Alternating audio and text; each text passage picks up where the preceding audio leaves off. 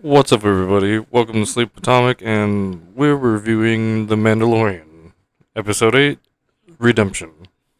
This episode, we meet back up with our Mandalorian, Grief Karga, and Cara Dune. They're puzzling things out, flashing back a little bit, and trying to see if they could get away from Moff Gideon. While we learn about Moff Gideon while he's posturing and laying down the reality of the situation, but showing his motives and personality, which seems to be tied together there. He seems to show foreknowledge of our characters, of their past and who they are, not even just a blurry outline from a scan. So, Giancarlo Esposito is one of those heavily knowledgeable characters in this. And while giving me all this other like lore about other stuff, we get something about a E-web weapon, a mind flare thing Cara Dune mentions, some Night of a Thousand Tears about the Mandalorians, and then finally, our Mandalorian's name, Din Djarin, which is pretty nice instead of just calling him the Mandalorian or Mando. But he hasn't even heard that name since he's like a while ago, like young apparently. But as they're getting the rundown, like they wouldn't be able to escape the Empire or Moff Gideon. IG-11 finds the two scout troopers that picked up our little green guy. Still no name yet, but it seems like a bunch of different styles are like coming together for this episode. You can't see their faces, but their personality shines out pretty heavily. Um, the one stormtrooper is Jason Sudeikis, and the other one is Adam Pally. It gives me the impression like Jason Sudeikis is a stormtrooper, neither always has this conversation or only has this conversation with the other stormtrooper, like this type of conversation. Like the Jason Sudeikis one's like, all right, yeah, cool, just trying to get by here. Like he radios in, it's like, oh yeah, Moff Gideon is doing something right now. They told us to hold tight until he's ready. It was like lining up the time between the last episode of the Reckoning and this episode. He's like, oh, the Moff just touched down, and he just actually took out a bunch of local troopers. So hang tight. Showing the dire circumstances anyone's in just because the Moff's there, but they carry on with the radio thing and just in general, just as if that's just life for them and they've accepted it. So they're like, kind of like they're like in there, but they like can't do much about it. So they're just like letting it like leak out instead of like holding it together all the time. So it looks like very like all angles like this is no big deal. Like no big deal. Like I don't care. No big deal. Like I can't care. And then like no big deal. Like I can't make it a big deal, but it's a big deal. Like we might, you know. He's like, hang on, what was that again? Oh, the Moff just shot someone because they interrupted him. So hang on, we'll find out when you come to town. So instead of being scared of their wits, they're just kind of like doing a little like unofficial looking things like in between doing the job. The Adam Palais one is like kind of like curious about what's happening, but like they know, like the Jason Sudeikis trooper is just kind of like, I don't know, the Moff wants to eat the thing. I don't know, like they have the little green guy in like a little messenger bag, but he like Adam stormtroopers just kind of like making a deal about it, even though like I guess they should pretty much be on the same page. The Jason Sudeikis one is all it's like, hey, you're making a deal about this. Like, I thought we had an understanding here. Like, knowing the biggest deal is that the stormtroopers are pretty like disposable. So they look more or less uninvested with everything and kind of look like they don't care, but the one deal that they're supposed to deal with is the survival thing. Just focus on that and nothing else. And his superstitions prove him correct whenever like he stops to show the other stormtrooper the little Yoda guy. And again, no one seems to know or has ever seen Yoda, so they're just like, "What is this?" But that's when the IG-11 rolls up on him, and he states that he's the nursing droid and to hand over the baby. And one of them gets flipped over, and then the other one gets folded over with some very firm movements from IG-11, seeing how he can like lift up like very heavy crates, making all those like little hydraulic movements on his animation like way more relevant.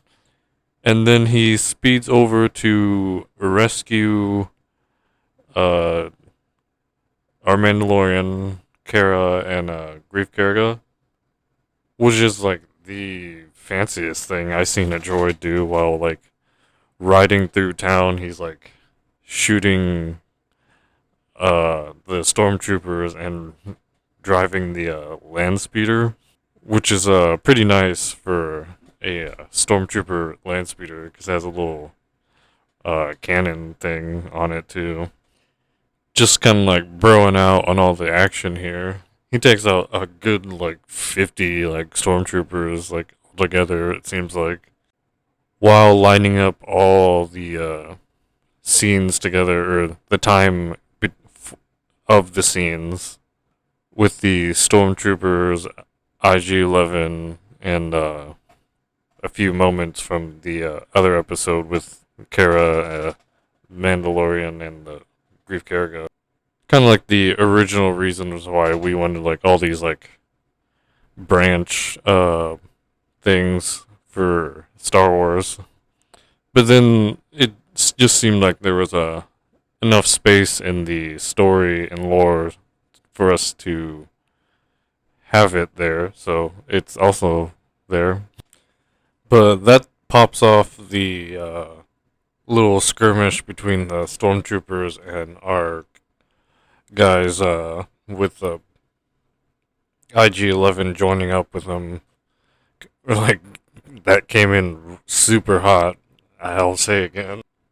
He has our little green baby like strapped to his chest, and he keeps like rotating his body around and like using the little hinges and pivots of his body to like shield and hide our little guy on his chest. Cara Dune has her like chain rail laser gun, and then eventually Mando has the E-web gun, kind of like they do in certain games where they just has like a little turret and you just run over the turret, even though it's the enemy's turret.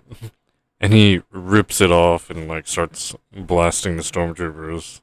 And Grief Karga is just dually doing a dually with his pistols. And Moff Gideon has a pretty cool moment as well, and he just blows up the little generator to the E-Web turret thing.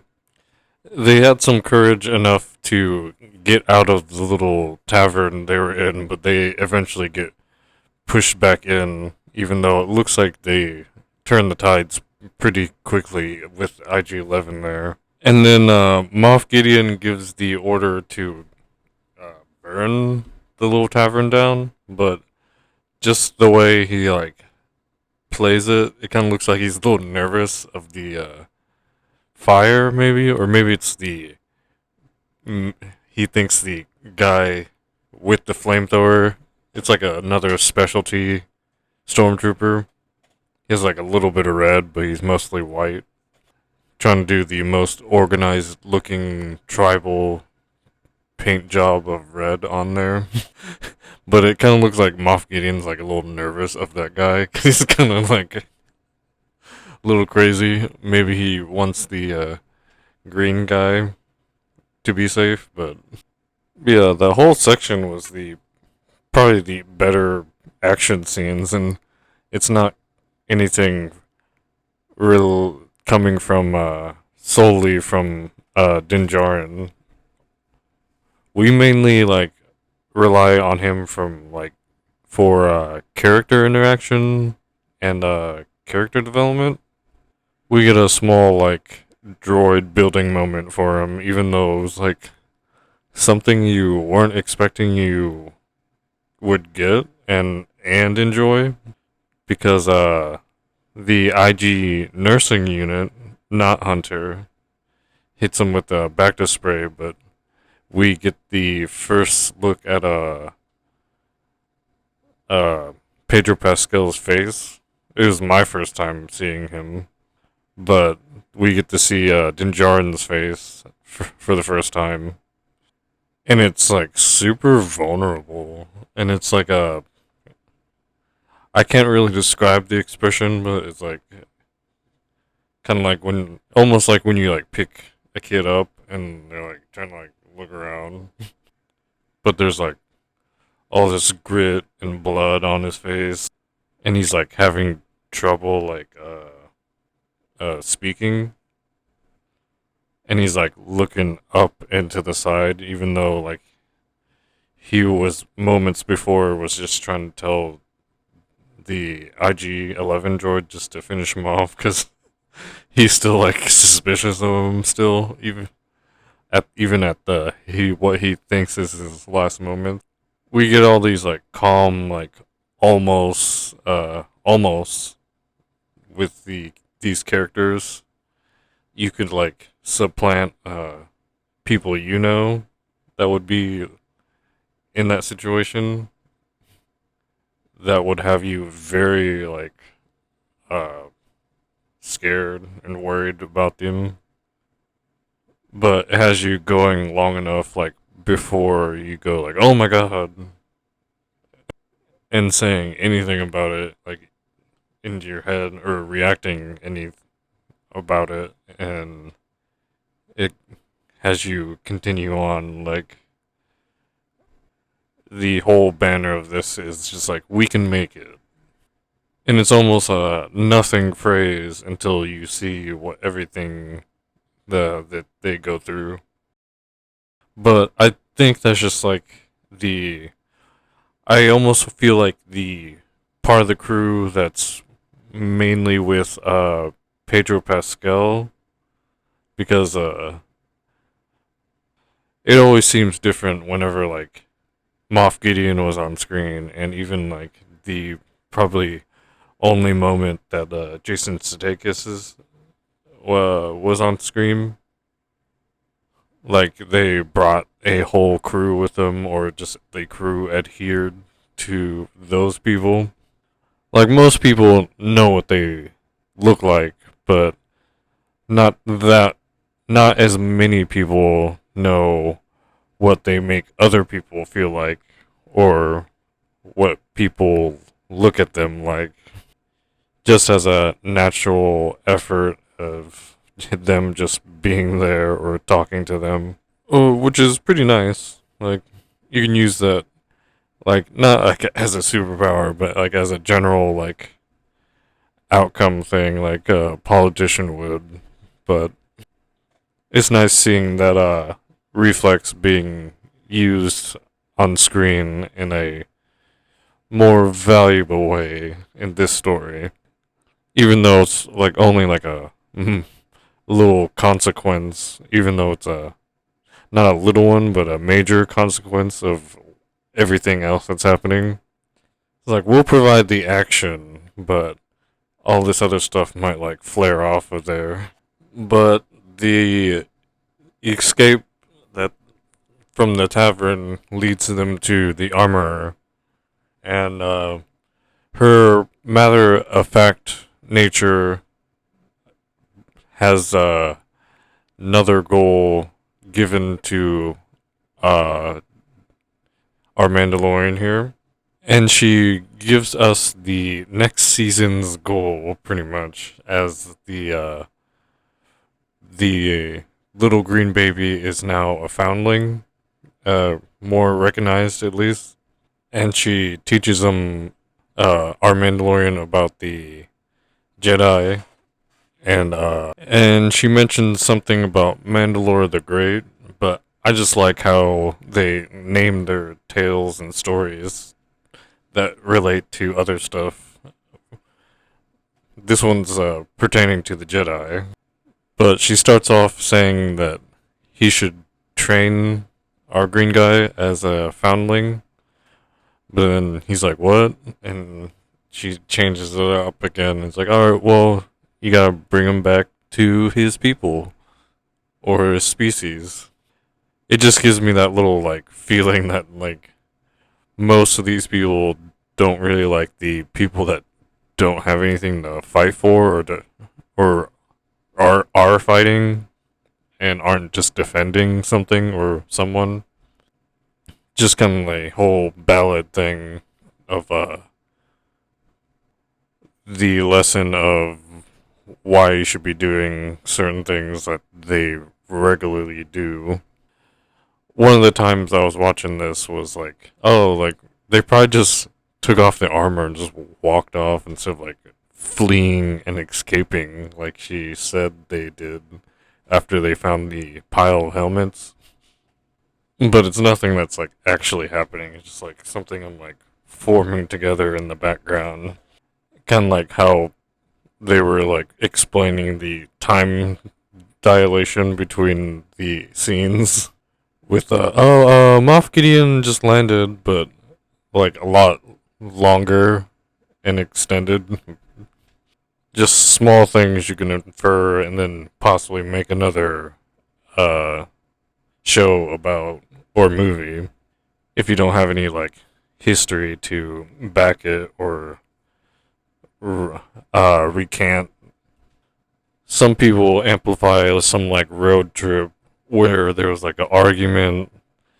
They change the story for a movie to a actual physical fight. You know, something like that.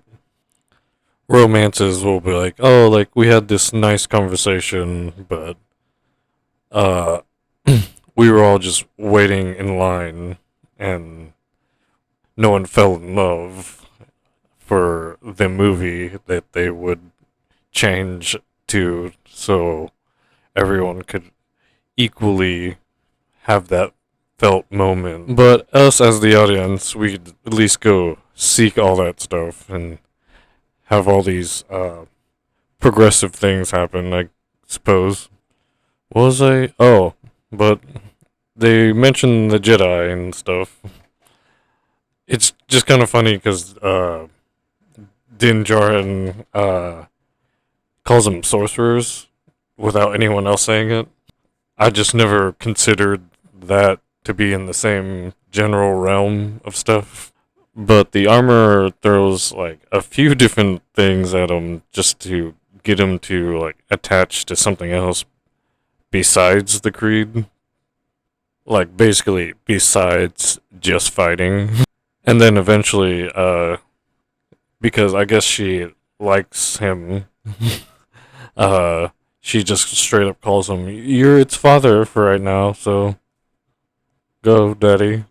And then rewards him with, it's like, "Oh well, you earn your signet now. You have a foundling, and you're a whole clan now."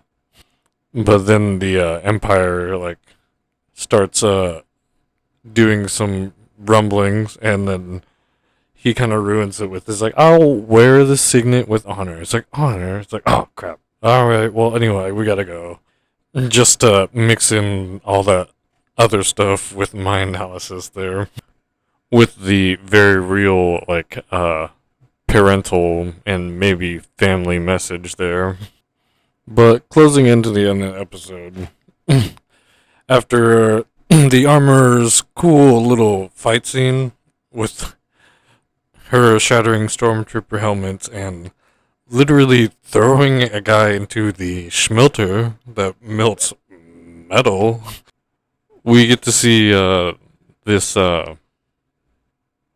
lava fairy. Like, we experience more of the strange terrain of this planet. Like, okay, it's the sewers, but then it's like the sewers lead to the underground part of the underground, and it's just a river of lava. And then someone had taken that phrase very seriously, maybe because of the finale or something. And they have a little lava runner. It's just like a little thing that sits on top of the lava for them to escape on. Another seemingly small touch, but it seems pretty intense for something to get on. For you maybe to it malfunction. Cara Dune wears my expression for that moment, and it's like very questionable, but you'll see it if you go back to it. And we get to see the first astromech that I've seen with like limbs. It has like arms and then the leg, and it's like a literal fairy astromech droid. The ones that look like R2D2. And he's got his little pole like it's Italy or something, and he's like asking them where they're wanting to go. He like was all propped up like he was like one of those little ones with the wheels. But then the ferry gets loose, and it starts powering up because the ferry's working again. And then crumbles away the uh I guess debris that it was on it, and it just stands up. I know one of those like wow, but it was like a wow cool toy moment thing for me. I'm liking all these like just regular wow moments to where it's just that. And we get the more touching moments between uh Din Djarin and the droid before the Moff Gideon stormtrooper crew jumps them. IG decides that he's gonna self-destruct on them and clear that problem before they get trapped on the gondola and the lava. It shows that the trust between IG and our Mandalorian was established, but then before there's too many people in his lives, it is taken away from him because IG successfully blows him away and keeps him safe, but not before Moff Gideon shows up in the TIE fighter. And we basically get to see the reason why anyone has a side cape, because the Mandalorian flies up with his first use of his jetpack that he got from the armorer to take out the TIE fighter. And after he downs it and it crashes, he lands It's like, oh yeah. For some reason, I'm just like, oh, I thought he like burned his cape off that he had on this whole time, but it just like had flipped to the side and was like just covering his left side. It's kind of like a silly thing, but it's just like one of those like fashion reasons that actually get explained. And they brightly end off the uh season finale with more like hopeful talk about the future, and it's like, oh yeah, the Navarro's now nice again because all the riffraff's gone. You could do this. You could be my guy here. Something, something. And even the environment's like agreeing. It's like getting brighter and the sun's coming up. The baby's laughing. And as we did before and have been doing, but this time with a little more confidence being held in our spirits, our Mandalorian flies off into the horizon of Navarro. And then eventually the credits roll. But not before the soft implication of what happens around the TIE fighter. Jawa's already scavenging about, and then a white hot cut begins to emerge from the side of the TIE fighter, and Moff Gideon pops out with the Darksaber. And then looks about, not unlike a horror movie uh, slasher villain. But I say soft implication because these characters would have kept on keeping on, like no matter like what tools they had at their disposal. And for us, the audience, it would have been just the same significant amount of story, even though it could have been like a little different. The dark saber itself, I don't know too much about, but Moff Gideon, I am ready to hear more about eventually. But as far as finales go for The Mandalorian, it's a pretty hopeful one for our little space western here. About the usual happens in Navarro. It seems like if we keep with the it's only happening because of the scenery and environment. Uh, the Tie Fighter seems to bring some craziness to the area just because it's the Tie Fighter. Knowing that certain people have flown those and what they eventually end up doing with them. But I like that they had the sun appear, or if not even rise, on the Navarro to say even the sun shines on places like this or something like that. It's not even like body language or anything being conveyed or communicated with. It's the whole environment. It's kind of nice. It's a broad, bright, sweeping, there for you to notice, but not necessarily uh, brought to you for that reason. Seeing how hectic season one was at times, it was pretty nice that it ended like this. Especially like having that image of the little Yoda guy with some Mandalorian armor is it's kind of nice. It's like yeah, he gets to keep the little like what you call it, Mandalorian like signet thing that he was gonna have Cara Dune show the armor.